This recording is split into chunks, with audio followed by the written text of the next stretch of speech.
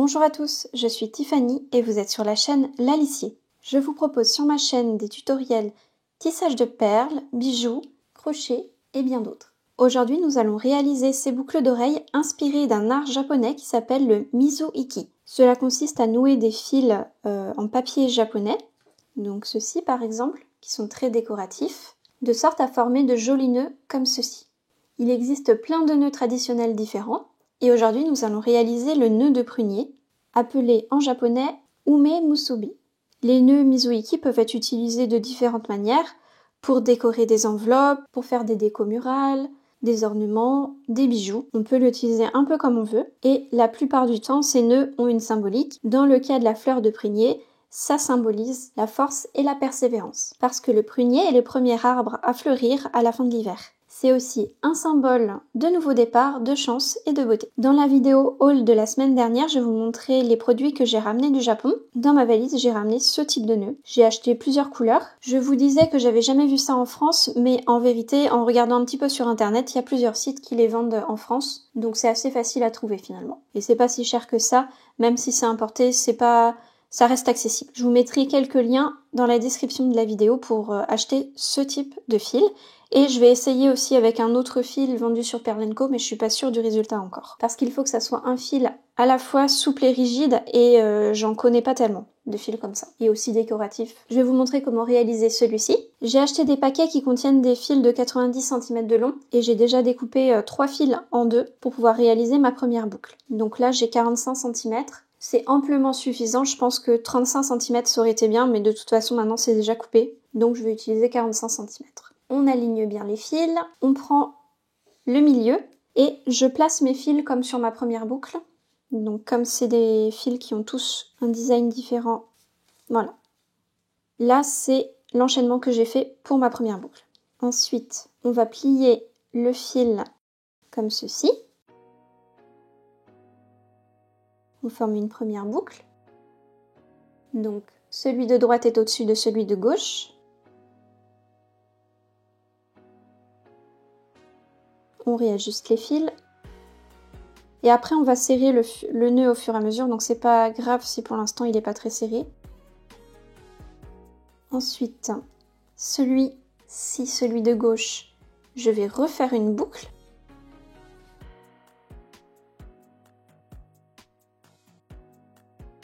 Et je la passe devant l'autre, comme ceci.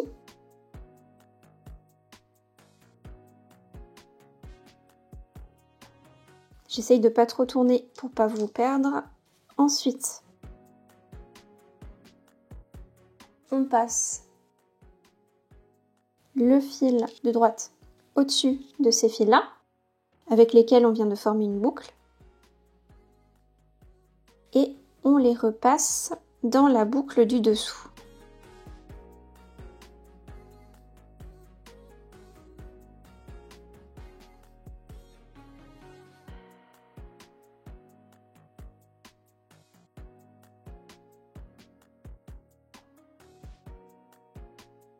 On essaye de bien garder les fils à plat. On continue. On va passer ceux-là au-dessus de celui-ci.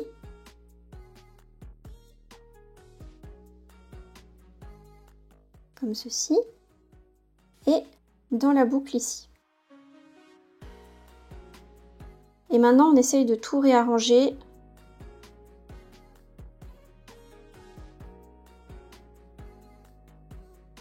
Pour que les fils soient bien alignés à plat. Et pour resserrer le nœud également. Donc on le fait petit à petit. Et comme c'est un fil qui a une certaine rigidité, c'est assez simple. Faites attention à pas les emmêler pour garder le design original.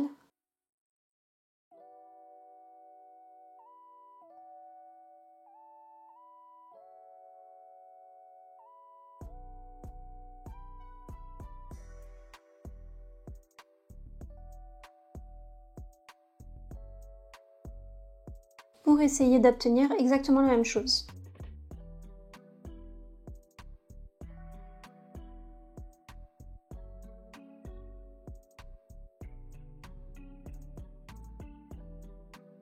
Et il va falloir faire encore un nœud pour finir le haut.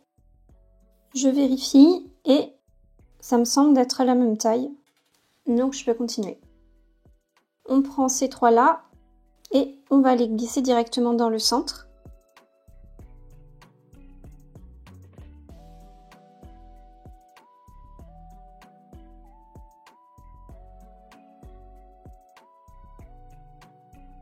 Puis les trois autres et on les coince dans la boucle qu'on vient de faire former.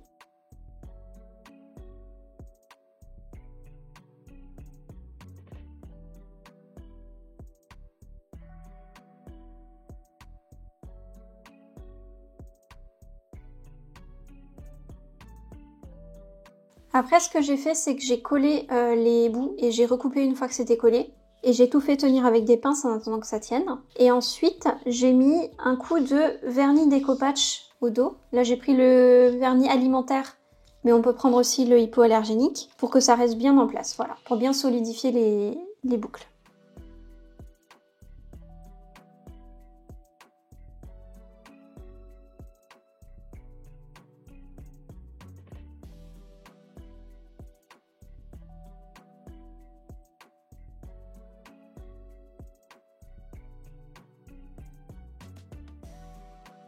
Donc voilà, je vais attendre que ça sèche et en attendant, je vais tester avec le fil Mokuba. C'est un cordon avec des jolies paillettes comme ça et Mokuba c'est la marque en fait, c'est la marque du cordon.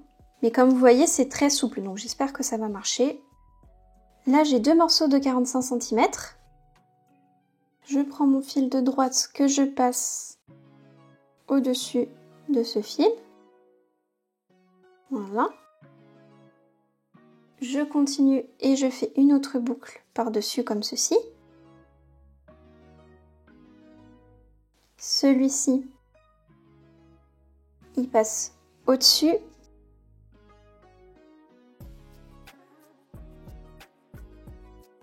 Dans la boucle, ici.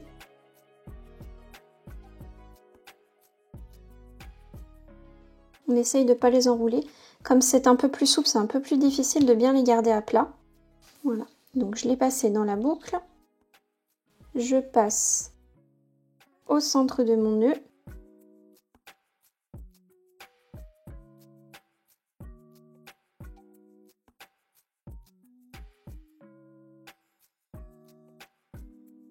Et je continue avec le même groupement de fils. Je passe dans la boucle ici. Et normalement c'est bon. Maintenant je vérifie que tout est bien à plat et que ça s'est pas entortillé. Donc ici ça s'est entortillé un petit peu.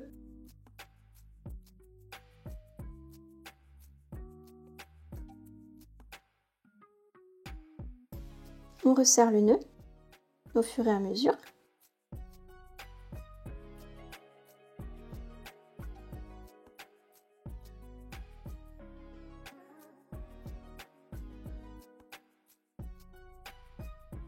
Et on termine en faisant les deux autres boucles.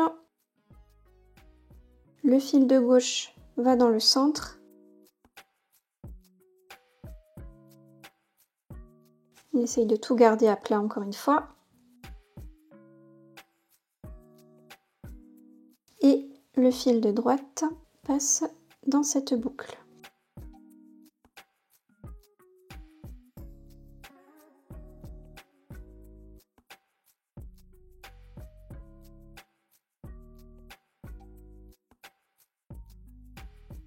Et voilà le résultat.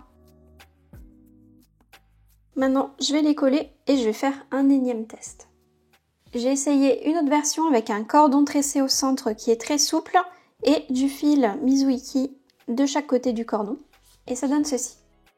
C'était beaucoup moins facile. Le fait que ceci soit rigide et celui-ci souple, c'était un peu moins facile. Donc on va dire que c'est le niveau 3 quoi. Mais comme vous voyez, c'est aussi possible. Une fois que c'est bien collé, on vient couper les fils.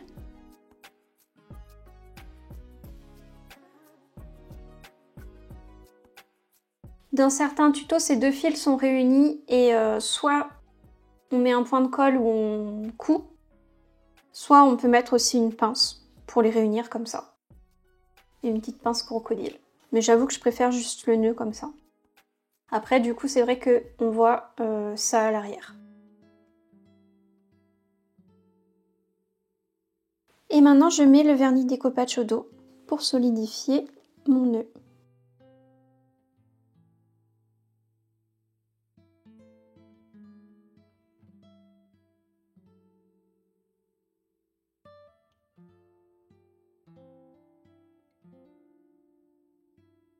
Pour terminer, vous pouvez soit les mettre sur un crochet. Comme la dimension elle est un peu juste pour l'anneau, du coup ça va pas trop bouger sur le crochet. Ça va se refermer vraiment pile poil. Et après ça bouge plus. Ou alors vous pouvez prendre des crochets avec un anneau plus gros. J'ai pris ce que j'avais dans mon stock. Et sinon, autre version, moi j'aime beaucoup l'autre version, c'est de les enfiler sur des mini créoles toutes fines comme ça.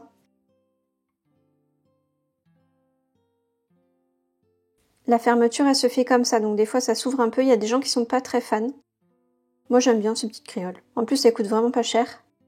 Mais il y a d'autres modèles de créoles aussi sur le site. Voilà, moi je pense que je vais laisser comme ça. C'est vachement sympa comme ça. Et si j'essaye avec les autres, bon là c'est de l'argenté donc c'est moins... ça va moins avec. Et la version. Le vernis il a un petit peu foncé le cordon tressé.